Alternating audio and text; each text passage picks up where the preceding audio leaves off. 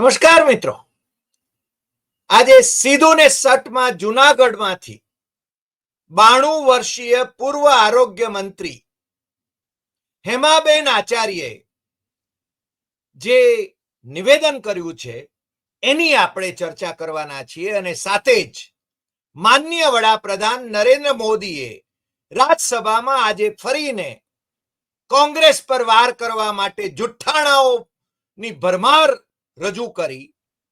એ ઉપરાંત આમ આદમી પાર્ટીના સાંસદ સંજયસિંહે દિલ્હીમાં નવા ચૂંટાવાની શક્યતા છે એવા ધારાસભ્યોને ભારતીય જનતા પાર્ટી કનેથી પક્ષપલટો કરવા માટે 15 કરોડ રૂપિયાની ઓફર કરવામાં આવી છે. આ બધી વાત કરવાના છીએ.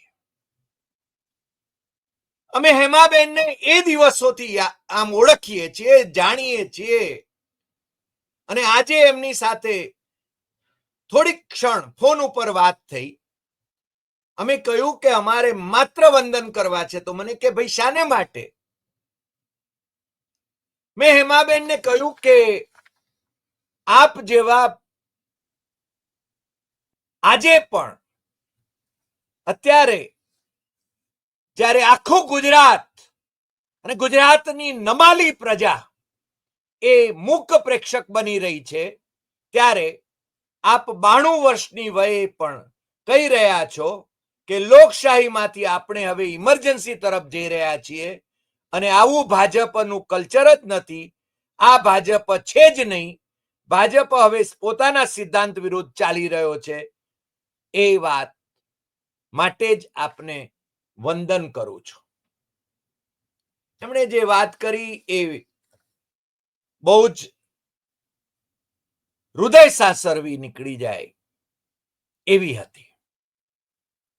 એમણે કહ્યું કે કેશુભાઈ હોય કે નરેન્દ્ર મોદી હોય, રાષ્ટ્રના હિતમાં જે કંઈ આપણે કહેવાનું હોય એ જો ન કહીએ તો પાપમાં પડીએ.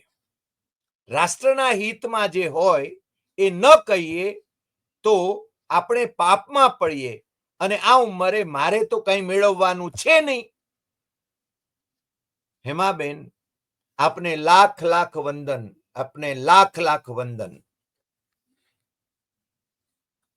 75ના બાબુભાઈ જશભાઈ પટેલની સરકારના આરોગ્ય મંત્રી હેમાબેન આચાર્યની એ છબી હજુ અમારી સ્મૃતિમાં અંકાયેલી છે અને આજે કૃશકાય એવા હેમાબેન આચાર્ય સાંભળવાની થોડી તકલીફ થાય છે, એટલે ભાવનાબેનને ફોન આપીને પાછો એમણે ફરીને ફોન લીધો અમારી ઓળખ કરીને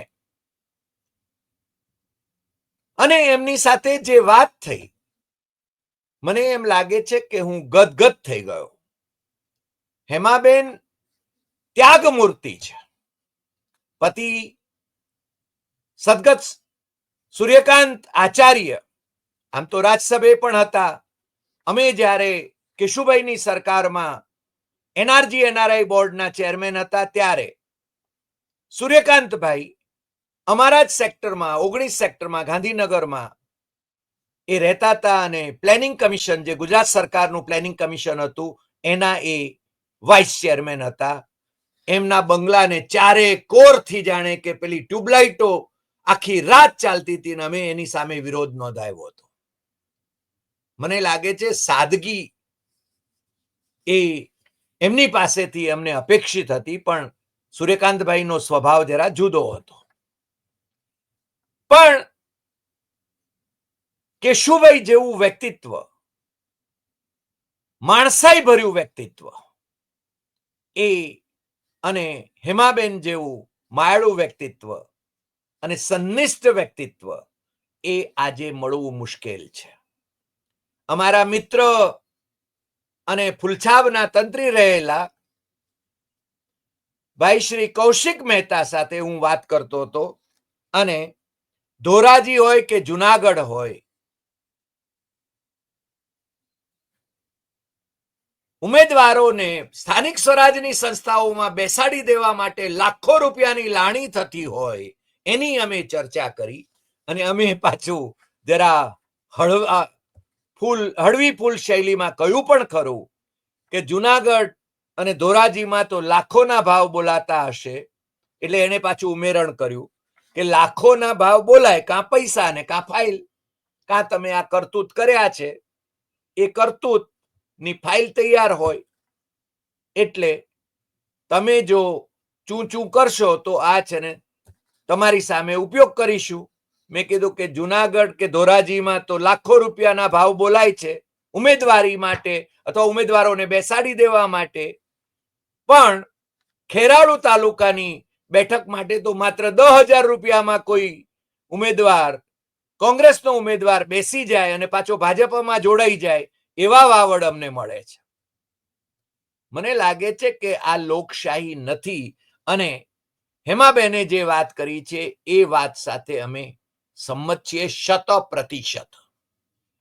કે 92 વર્ષીય મહિલા આજે પણ એમ કહી શકે છે, એનો માયલો હજુ જીવે છે, એ કહે છે કે મારે તો કઈ મેળવવાનું છે નહીં, અને એમની સંનિષ્ઠ જીવન પદ્ધતિ એના વિશે કોઈ અંગુલી નિર્દેશ કરી શકે એમ નથી. નરેન્દ્ર મોદી હોય કે અમિત શાહ હોય કે પછી CR પાટીલ હોય, એમના વ્યક્તિત્વ તમે જાણો છો, એટલે મારે એના ચિત્રણ કરવા નથી, પણ એ બધા જઈને હેમાબેનના પગમાં પડે છે, એમના વિશે આદર વ્યક્ત કરે છે, પરંતુ હેમાબેન જે કહી રહ્યા છે એ આદર્શોનું એ પાલન કરતા નથી, એ એટલી જ હકીકત છે. આજે દિલ્હીના ચૂંટણી પરિણામ, દિલ્હી વિધાનસભાના ચૂંટણી પરિણામ જે આવવાના હોય આવે, 10માંથી 8 એક્ઝિટ પોલે તો જાણે કે ત્યાં ભારતીય જનતા પાર્ટીની સરકાર બનાવી દીધી છે.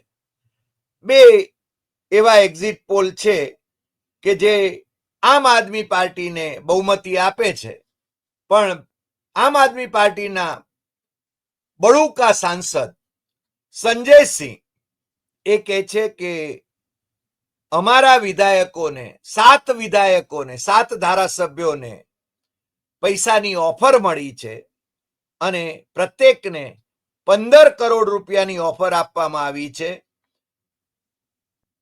ભાજપે કાઉન્ટિંગ પહેલા જ હાર માની લીધી છે, આવું સંજયસિંહનું કહેવું છે.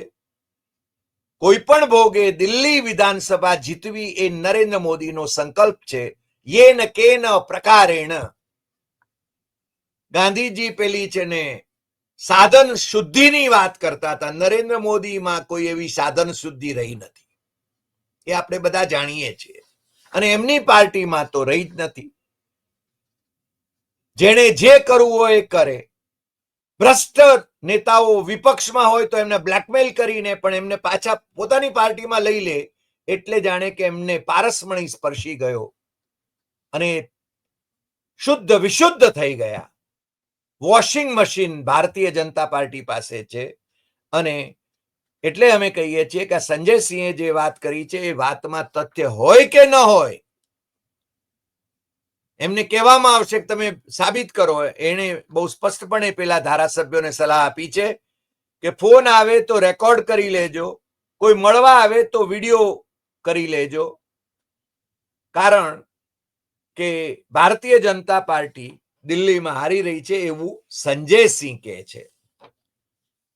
અમે 8મી તારીખે જે પરિણામ આવશે એને સ્વીકારવા માટે તૈયાર છીએ. પણ હેમાબેને જે કહ્યું એ ગુજરાતની નમાલી ગણાય એવી પ્રજા હવે તો કહેવી પડશે.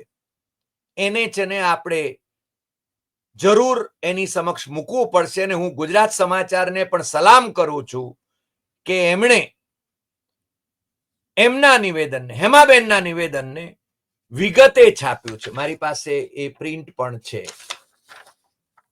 એ કહે છે કે ગુજરાતમાં હવે દીકરીઓ પણ સલામત રહી નથી. અમરેલીની પાયલ ગોટી, દાહોદની આદિવાસી મહિલા સાથેની ઘટના અંગે જનસંઘના દિગ્ગજ મહિલા નેતાએ રોષ વ્યક્ત કર્યો છે. અમોએ ક્યારેય આવા ગુજરાતની કલ્પના કરી ન હતી. દીકરીઓ પર અત્યાચાર ગુજારી અને તેમાં પણ રાજકારણ કરી રોટલા શેકવાના ધંધાઓ ખીલી ઉઠ્યા છે એવી વેદના એમણે વ્યક્ત કરી છે. હેમાબેન આચાર્યે રોષ વ્યક્ત કરતા કહ્યું છે કે નારી સશક્તિકરણની વાતો વચ્ચે મહિલાઓ સલામત રહી નથી. રાજકારણનો ભોગ મહિલાઓને અને યુવતીઓને બનાવવામાં આવી રહ્યો છે. આ ઘટના ખૂબ જ ગંભીર છે. પાયલ ગોટીના કિસ્સામાં તેમણે કહ્યું કે નેતાઓના પાપે અને અંદરો અંદરના ઝઘડાઓમાં એક દીકરીનો આવી રીતે ભોગ લેવાયો. તે દીકરીની માનસિક સ્થિતિનો તો વિચાર કરો. તેના મા બાપનું શું થતું હશે? જો મારા જેવી માં હોય તો હું તેને મારી નાખું, પછી મારું જે થવાનું હોય એ થાય. ખરા અર્થમાં કોઈ પણ સમાજની દીકરી હોય ત્યારે જ્ઞાતિને બદલે સમગ્ર સમાજે એક થઈ અવાજ ઉઠાવવો જરૂરી બન્યો છે. હાલના સંજોગોમાં રસ્તા પર કે ઘરમાં ક્યાંય દીકરા દીકરીઓ સલામત રહ્યા નથી. ગુજરાતમાં રોજ નવી નવી ગેંગ બની રહી છે. હેમાબેન આ બહુ સ્પષ્ટ કહી શકે એટલા માટે અમે એમને વંદન કરીએ છીએ. એ કહે છે કે આ ભાજપનું કલ્ચર નથી, જનસંઘનું કલ્ચર નથી. એમણે છે ને ચિમનભાઈ શુક્લ કોઈએ રાજકોટમાં એક જણાએ પક્ષપલટો કર્યો ત્યારે એ છે ને ધરણા કર્યા હતા, એની વાત પણ એમણે અહીંયા કરી છે. અને કહે છે કે એ વખતે અને હવે જનતા જ સર્વોપરી છે એવું કીધું, એનું કીધું થાય, તેના કામ થાય તો તે સર્વોપરી ગણાય. હાલની સ્થિતિમાં લોકો આવી નીતિનો વિરોધ નથી કરતા. તેનું મુખ્ય કારણ એ છે કે માણસને તેમના બે છેડા ભેગા કરવા માણસને તેમના બે છેડા ભેગા કરવા અઘરા બની ગયા છે. ગરીબ વધુ ગરીબ થઈ રહ્યો છે, પૈસા વાળો વધુ તવંગર થઈ રહ્યો છે. આ બંને વચ્ચે મોટી ખાઈ ઊભી થઈ રહી છે, જે સ્થિતિ આવનાર સમય માટે જોખમી છે. હેમાબેનની વાત કેટલી સચોટ છે એ બાબત મને લાગે છે એ સાંભળીને પણ ગુજરાતની પ્રજાનો મહેલો જાગવો જોઈએ.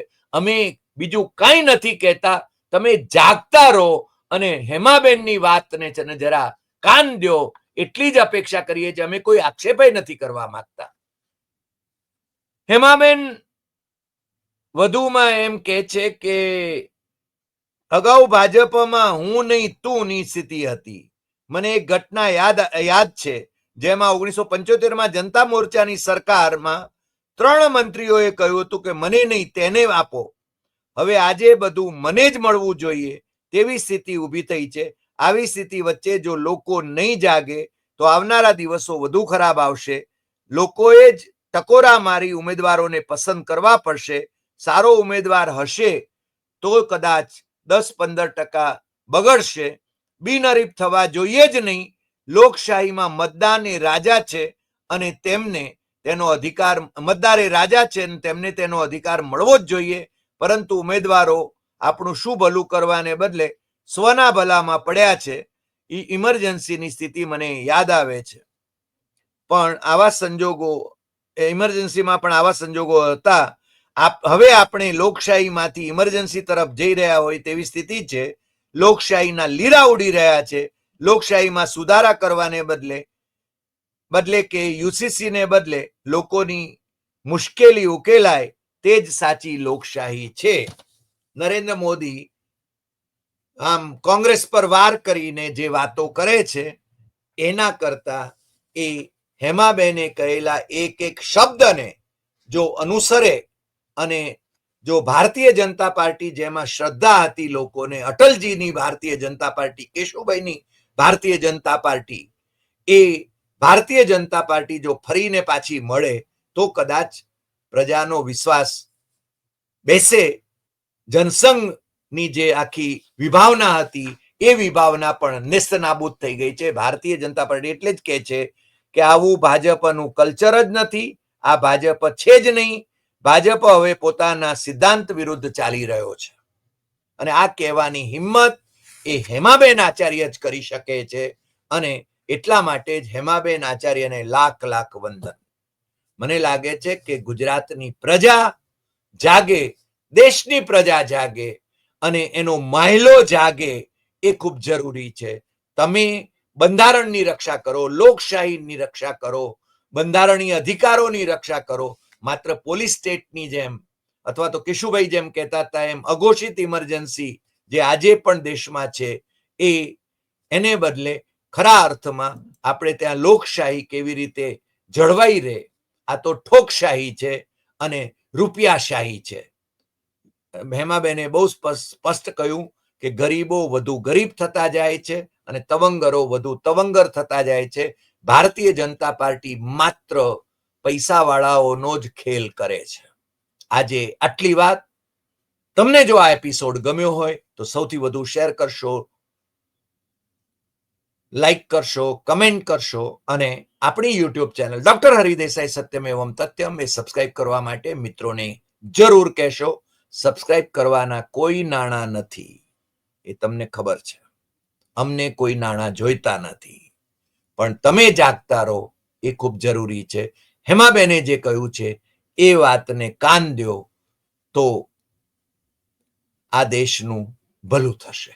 નમસ્કાર.